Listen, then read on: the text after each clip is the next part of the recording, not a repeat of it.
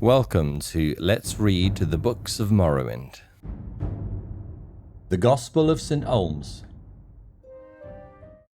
As the sun-stained skies of Velothi became choked by the smoke of war and betrayal, House Redoran girded for war against the impious Dwemer and treacherous unlamented house.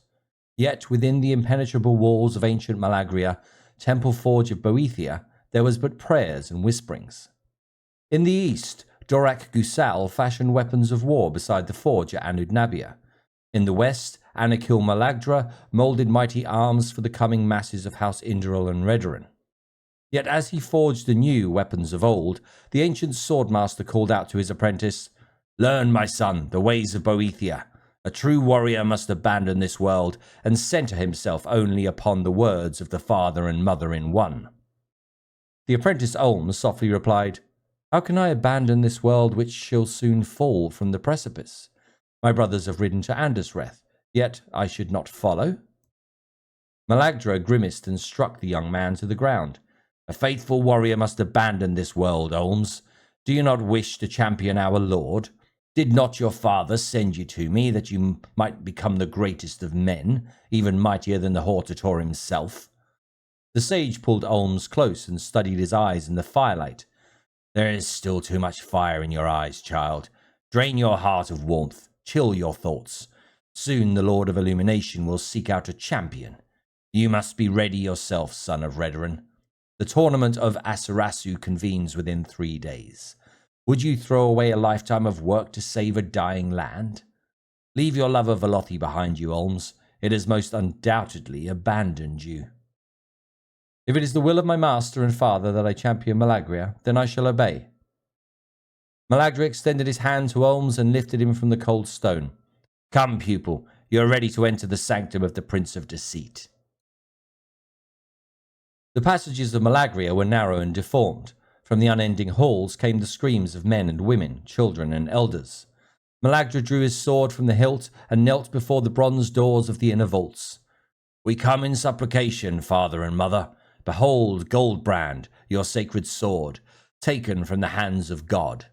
I bring Olms, son of Redoran, to your door. I pray, grant us your mighty audience." A deep, sonorous voice bellowed from beyond the door. "I have waited long to see my champion. No warrior at Asurasu will defeat you, Olms of Redoran. You are the summit of war and death. By your hands my enemies will fall. I shall inscribe your name upon my footrest, for you shall become my intercessor among men and mare. The wayward Chimer will return to my favor once again. Tonight you must journey to Lake Dassalan at the mouth of the Odai and pray at the altar of Atanashti. In the morning return to me that I might bless you with favor and grace." Olms grudgingly whimpered, "I shall praise your name until the first lights of Gauntlet." Malagdra lifted his hands in supplication and sliced his wrists so that the blood washed over the altar. The path across the valley was long, but Olms' strength never wavered. Within a day he had arrived at Lake Dassalan, at the open-air temple of Atanashti. He prayed in silence, asking for the strength he required. Yet behind his supplications, a desperate cry mourned the loss of Velothi. Olms' lips parted and groaned, "The will of the Father before the will of the Son." Indeed, Olms would betray his own destiny for the fulfillment of his father, and Malagdra for Boethia himself. As he prayed, a glimmered light shone over his tightly clenched eyes. The faint silvery light soothed his madness. Olms looked across the plain towards the south. In the distance stood a single figure, showered in beauty and radiance. Though he had never met such a creature in his short days, Olms instantly knew her name. His prayers broke and he whispered silently, "Almalexia." The form came as though in a vision. Though her form was fragile and as delicate as timsa flowers, she was strong, a formidable warrior. Olms came before her and offered her maste from his canteen. "Brother," she called out, "from whence have you come?" "None I have seen since we parted from Aldrathim." "We, my lady?" "The armies of Inderal and Redoran marched to Red Mountain. Were you unaware of the war?" The Dwemer's blasphemy must come to an end, for they have corrupted the land. The horizon leaped with golden light, for throngs of soldiers crossed over the plain. The soldiers of the mighty Chimer houses burned the sky with their brilliance. Among them, Olms could make out the form of a godman, the Hortator himself. As the sun rose in the east, the moons descended into the west. Olms could hear a rumbling akin to a thunderous storm. As the armies approached the lake, Olms cried out, "Kinsmen of Indoril, Boethia is with you this day. I am Olms of noble Redoran, come to guide you through these lands." He knelt before the Hortator and his retainers. The Hortator came forth from the throngs and knelt before Olms. "I accept your aid, brother." Nerevar took the golden mask from his eyes and let down his braided hair. Olms had never seen such a man, strong in body and in mind. His face glistened like diamonds, as though touched by the gods themselves. Olms rose up as Almalexia rose, equal-like. Olms smiled and said, "I am your servant, Almalexia of the Indoril. Where you go, I shall follow." The warrior poet Vivek came forward and studied Olms' eyes. "Your eyes are filled with such intense light. Are you a servant of Anakil Malagdra, yes?" Olms nodded. Vivek nodded as well. "Then I must bear you ill news. Return to your master and tell him of the death of his son, Lord Lethus. He was felled but 3 days ago by assassins sent from Kogaroon." Olms stood speechless, only grasping his sword tightly. The Lord Vivek peered at Olms. "Why have you come this far from Malagria? Can it be that you are the champion of Boethia, come to pray before your journey to Asurasu? I have seen these things before this day. Lady Almalexia is well protected if the Daedra have sent to us a second shield-bearer. Is that not well said, Alandru Sul?" A youth in brilliant chainmail armour nodded, lifting his spear before him. Olms grimaced at Vivek. "I was not sent to follow you, noble lady, though in my heart I would have died for you." The Lady Almalexia let down her hair and pulled from her locks a single fillet of gold and crimson. "Such devotion should not go unrewarded. Take this, Olms of Malagria, a gift." Olms' eyes widened as he took the delicate Drydrea gossamers from her hand. The lady smiled a troubled smile. "I worry for you, Olms of the Redoran. I see death in your eyes. Come with me towards life. Naught but death awaits your return to Malagria."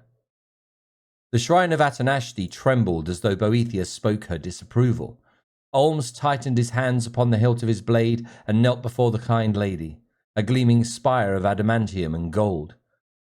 "Forgive me, but I must return to the side of my master. There are many whose burdens I shoulder. I cannot abandon them." The Lady Almalexia lifted Olms from the ground. "But who shoulders your burden?" As though by the edge of a sword, the shrine of Atanashti split in 2 halves. Upon his return to Malagria, Olms approached the priest Malagdra. "Master, I am a harbinger of death. Master, your son is—" Malagdra banged upon his anvil. "Dead?" He became silent. "Do not presume that you alone are privy to such knowledge. I have many in my service, as does the Lord Boethia. My eyes and ears tell me of your meeting with the Lady Almalexia of Indoril." Yes. The armies of House Indoril and Redoran marched toward Andesreth, and from there Red Mountain." "What is in your pocket, child?" Malagdra turned around, eyes fierce with loathing and hatred. He rent from Olms' robe the fillet given him by Almalexia. "Gifts from your whore." He struck Olms across the face and clawed at his cheeks. "How impure your thoughts have become. You belong to one, and his name is Boethia.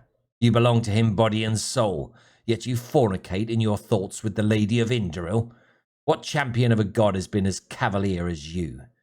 You are to pray endlessly and purge yourself of flesh-bound sin, yet you return to me still scented with that woman's stink. Bug musk and horn lily oil, indulgences of the flesh." Olms stepped away, beseeching his master. "I have done nothing wrong. I prayed. I returned. I am ready to journey to Asurasu." Malagdra laughed wickedly. "You are ready? Such insolence that you would decide the will of Boethia. Your flesh may be ready, but is your mind? Is your heart? The light in your eyes has not dimmed, but brightened. How will you best serve your master? Who is your master? I have always been faithful to you, my lord, as I am faithful to Boethia. A deep thundering voice tore through the temple. There are many whose burdens I shoulder. Have I burdened you, Olms? Have I weighted you down with triviality? I remember lifting you from your ailing family to a stature of nobility and honor. Yet you would sacrifice your life for her and not me? Where is your loyalty? In the silence of Olms unanswering, Malagdra drove the blade into his heart. As the blood fell from his chest, Malagdra sneered, inspecting the blood. Just as I thought, traitor. Olms grabbed the fillet from Malagdra's hand and kissed its hem as his dying body fell to the ground. Just as at Atanashti, the blinding light glimmered over Olms' closing eyes. The bronze doors of the forge blasted from their hinges. The smoke-filled rooms suddenly cleared and a familiar, sweet scent pervaded the chamber. The Lady Almalexia entered the inner shrine. Where is your loyalty, Prince of Plots and Treachery? Once you guided my people from death to the promised lands of Velothi. Yet now you consort to murdering them for their desire to live. The great idol of Boethia awoke from stony slumber and looked down to Almalexia. Do you dare enter my sacred temple and accuse me? It was I that slew Trinimac. It was I that taught the Chimer, divide ye like your enemies in houses and lay your laws in set sequence from the centre. Yet you would point your finger at me like some criminal. I am not Dumac or the Sharmat. And in a triune voice he spoke, I am Boethia, God, infinite. I have done nothing but nurture the Chimer, holding them dear to my breast. Almalexia drew out her blade, Hope's Fire, and drove it into the statue's throat. You were Boethia, God and infinite, an anticipation, a withheld breath waiting to exhale. I release you. The great weighty idol looked down towards Malagdra and Olms. The vengeful visage melted away, as though Boethia himself had just seen the gravity of his error. Boethia presented himself in true form, and approached the dying Olms. Though his eyes were dry, they were much moved with pity and love. What good is a god when his people fear him? I once guided Veloth by the hand across the wilderness, yet now I have slain one of his tenfold descendants. What good is a father if he should deny his son? Boethia looked up towards Almalexia and whispered, You will watch over them, I am. Care for my people the way I have not. With this I charge you. Boethia vanished into the smoke, a wraith of the former world. As the statue began to collapse, Malagdra was struck with Boethia's stone axe. The fire river rose up to swallow the shrine, to swallow the smith who now crawled towards its altar. Almalexia pulled from Olm's shoulder the blade Goldbrand and cast it into the fires. Come with me, Olms, son of Redren. You are free. Olms opened his eyes and saw that his wound was healed.